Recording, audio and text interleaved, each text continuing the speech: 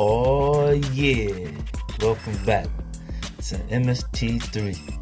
I've been going for a minute, I think it's time to come back, put us back on the map, just like that.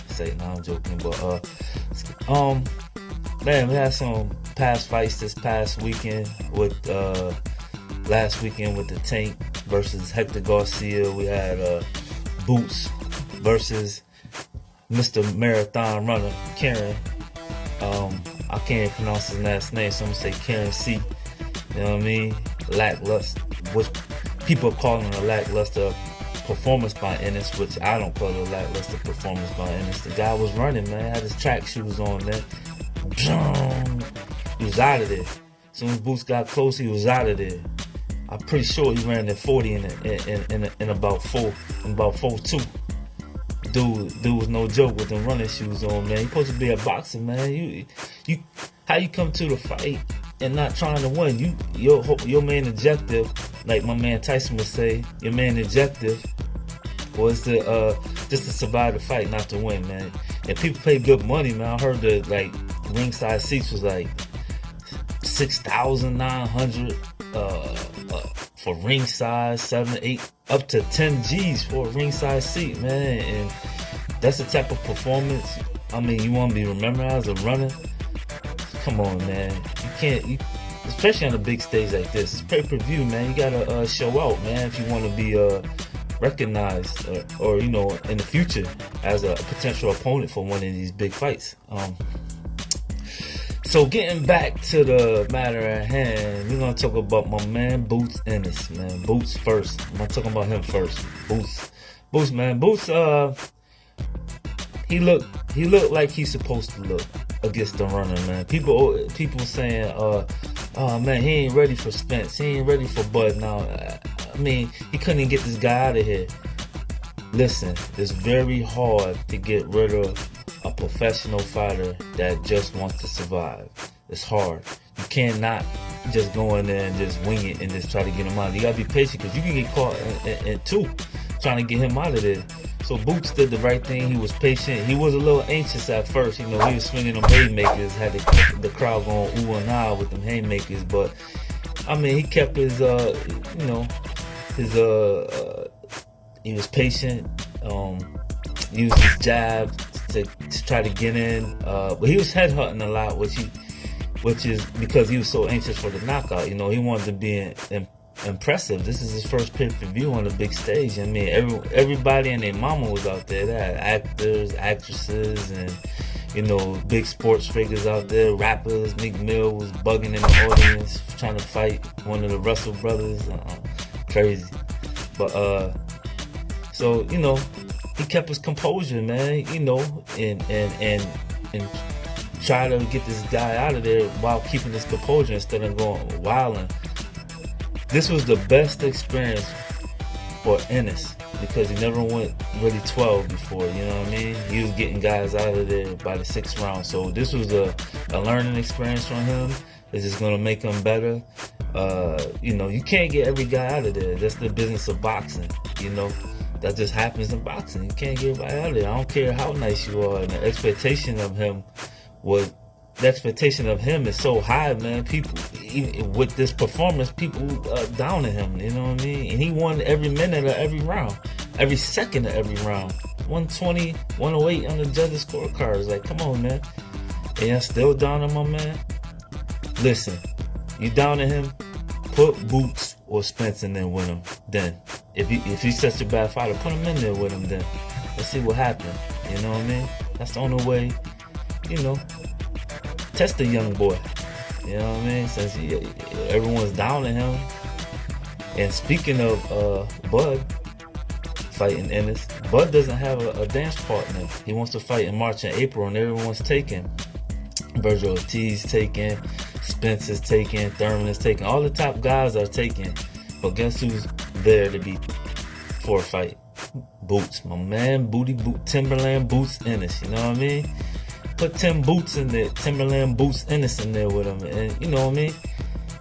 You gotta fight him. You know what I mean? You say you pound for pound, which you lost points on that last fight against David Anesthesia. That's what we're gonna call him. We're gonna call him Anesthesia. You lost points on that. You gained millions, but you lost points in my eyes as far as being in the top pound as a pound for pound guy, number one.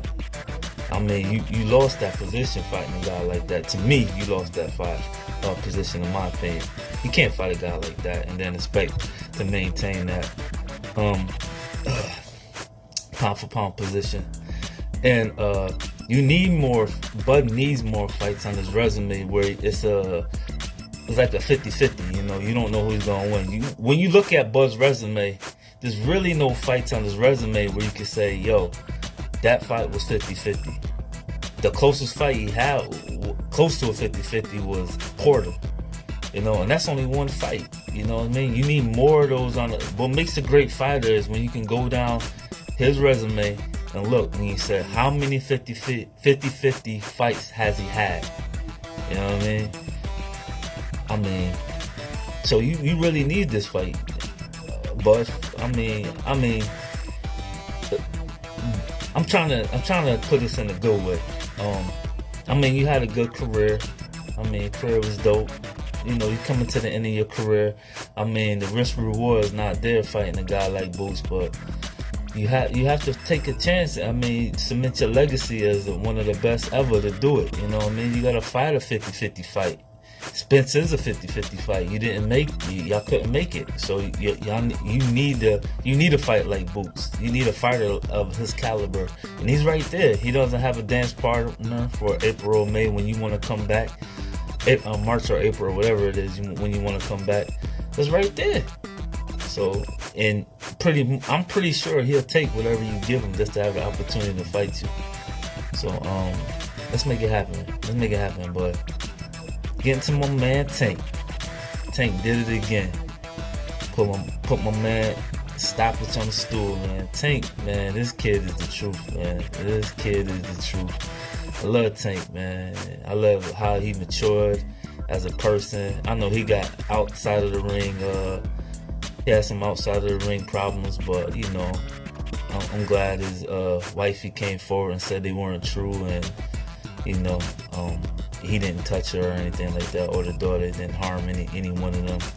I feel bad for the kid because the kid got people stereotype him already just because where he come from. So he's already guilty before he's proven innocent.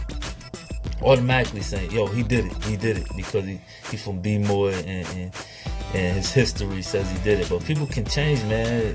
Like Mike Tyson. Mike Tyson changed for the better, and you can tell Tank is maturing through his interviews and stuff. But man, that fight, man, it just showed against Garcia. Garcia was a credible opponent, undefeated, you know, can box, smarts, decent chin, until Tank hits you, then it's night. I don't care how good your chin is.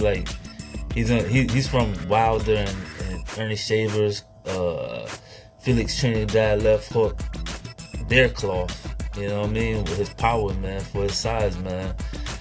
He might be going on as the pound for pound, the strongest, the heaviest knockout hitter ever in boxing.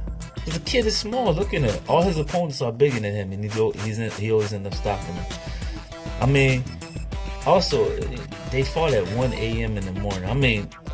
Boxing needs to do something with this. 1 a.m. in the morning is too late, man. I was dead, damn near. Me and my friends are like damn near falling asleep. You know what I mean? Waiting for this fight, man. I'm pretty sure the people in the audience sitting down, some of them probably got in the arena at 5, 6 p.m. and then had to wait all the way to 1 a.m. for the fight to happen. And Tank and Garcia sitting, they also get into the arena early too, and so they had to sit through all them other fights too. And 1 a.m. is just too long, you know what I mean? I hope the sport does something about that. I know it's got a lot to do with Vegas and betting, so that's why they do that. But anyway, man, it was an impressive performance. It showed he kept his composure. I mean, it was close. Listen, all Tank fights are close. People say, oh, this guy giving Tank a problem in the first couple of rounds. But all Tank's fights are like that. It's like he downloaded the data, yo. It's like you can tell he's maturing as a fighter because he's getting smarter in there. He doesn't go out there and be reckless, even though he got the power to be reckless if he wants to. But he's a smart fighter. He don't want to get countered or nothing. So he got a good coach and his coach. I can't remember his name off the top of my head. Coach Cal.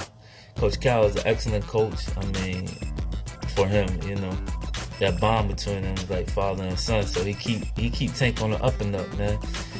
So I mean, Hector hold his own for a little while, but you know, Tank always download that data, just like Bud do and all the other great fighters do, and then he end up, you know, hurting you. And he's one of the best finishers in the business. As soon as I seen him hurt, I said it's over.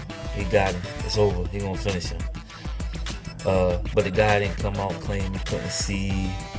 But he couldn't see, but he definitely found his way back to his corner, right? But he couldn't see. He went to the right corner too, but he couldn't see. All right, yo. Anyway, man. So it was a good performance by Tank. I love it, and it sets up the Ryan Garcia fight, which is they announced going to be April 15th. Man, that's a 55-45 fight, man. You sleep on Ryan if you want to, man. Ryan can fight, man. He's a big kid with speed and power and confidence. Them three things is hard to beat.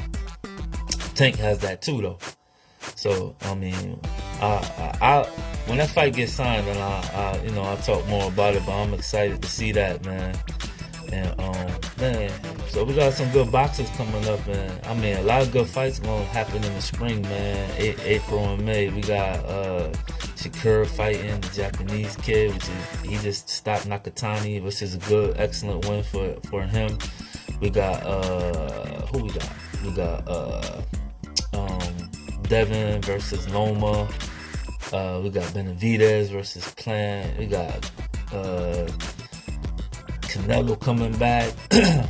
Man, we got Spence versus Thurman. So we got a potential major fight, which is Usyk versus Fury in April, May. So yo, we got spring is gonna be crazy. It's gonna be off the hook, and I'm glad because I'm in New York, and it's gonna be nice in the spring to have good fights happening then. But anyway, yo, y'all know what to do, man. Y'all like the content, yo. Y'all gotta keep subscribing, man. Y'all gotta keep liking and subscribing. And I ain't even saying I'm supposed to. So man, just keep tuning into the channel, support the channel, like the channel, hit the notification bell, and always do this.